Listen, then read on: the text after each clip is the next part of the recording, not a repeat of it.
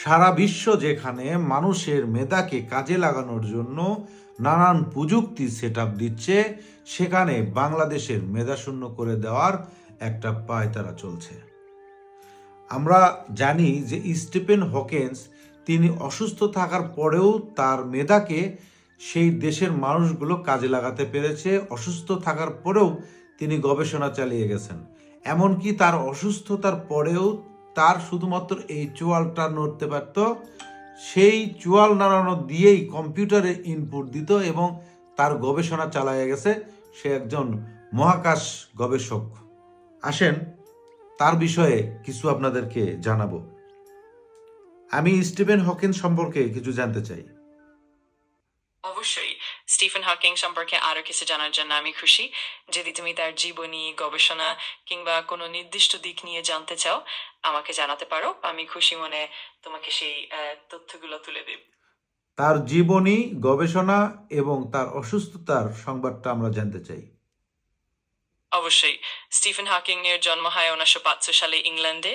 তিনি অক্সফোর্ড বিশ্ববিদ্যালয়ে পড়াশোনা করেন এবং পরে ক্যামব্রিজ বিশ্ববিদ্যালয়ে তাত্ত্বিক পদার্থবিদ্যা নিয়ে গবেষণা শুরু করেন।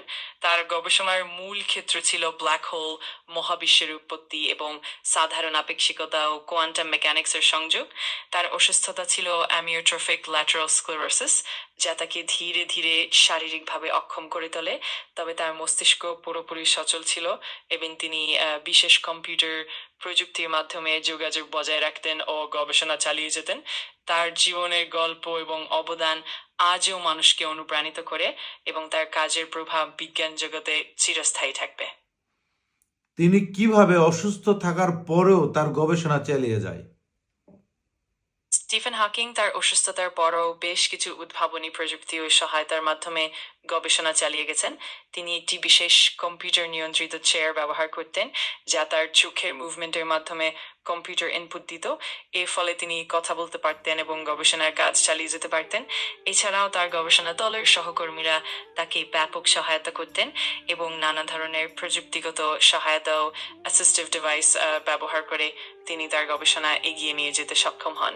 এইভাবে তার অসুস্থতা সত্ত্বেও তিনি তার অসামান্য অবদান রেখে গেছেন বিজ্ঞান জগতে।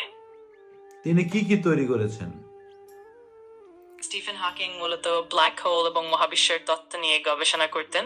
তিনি ব্ল্যাক হোলের ইভাপোরেশন বা হকিং রেডিয়েশন তত্ত্ব প্রস্তাব করেন, যা ব্ল্যাক হোলের মাধ্যমে বিকিরিত তাপীয় বিকিরণের ধারণা দিয়ে।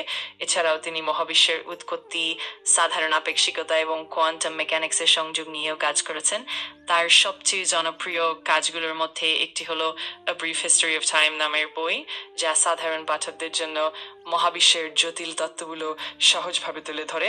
এইসব গবেষণা এবং তত্ত্বের জন্যই তিনি বিশ্বব্যাপী পরিচিত এবং সম্মানিত।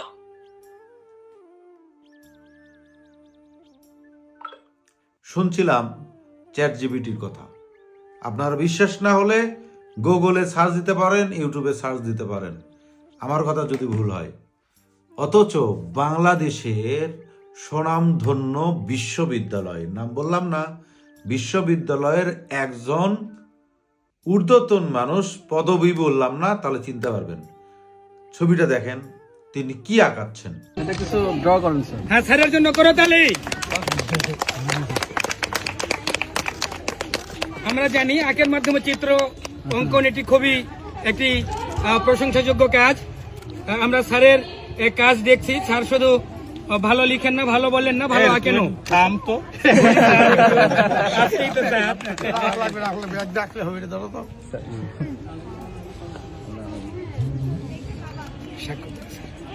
হোমটা কিভাবে হয়? স্বাক্ষর দিয়ে দেন এর হাতে একটা লাঠি দিন। স্যার আমরা অ্যাবস্ট্রাক্ট এক্সপ্রেশনিজম দেখছি স্যার। স্যার একটা সিগনেচার দেন স্যার। খুব সুন্দর স্যার।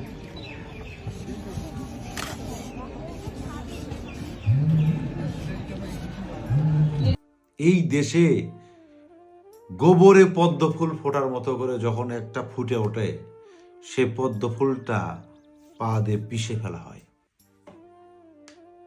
এই দেশে মেধাবীরা কিভাবে জন্মাবে? যা কিছু আছে, যতটুকু মেধা আছে, সেই মেধাও শূন্য করে দেওয়া হয়।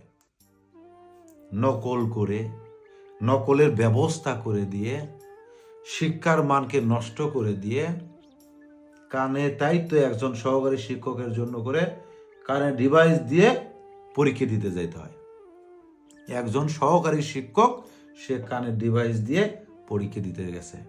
তিনি শিক্ষা জীবনের শিক্ষাগুরু, প্রথমেই চুরি দিয়ে শুরু। শিক্ষা জীবনের শিক্ষাগুরু প্রথমেই চুরি দিয়ে শুরু। সে চুরি করে যাবে, তারপরে ভোট চুরি করবে।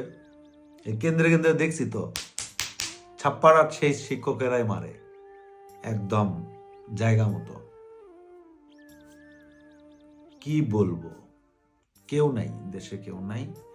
মানুষের মেধা আছে, মেধার বিকাশ নাই। আফসোসের দেশ আমাদের বাংলাদেশ।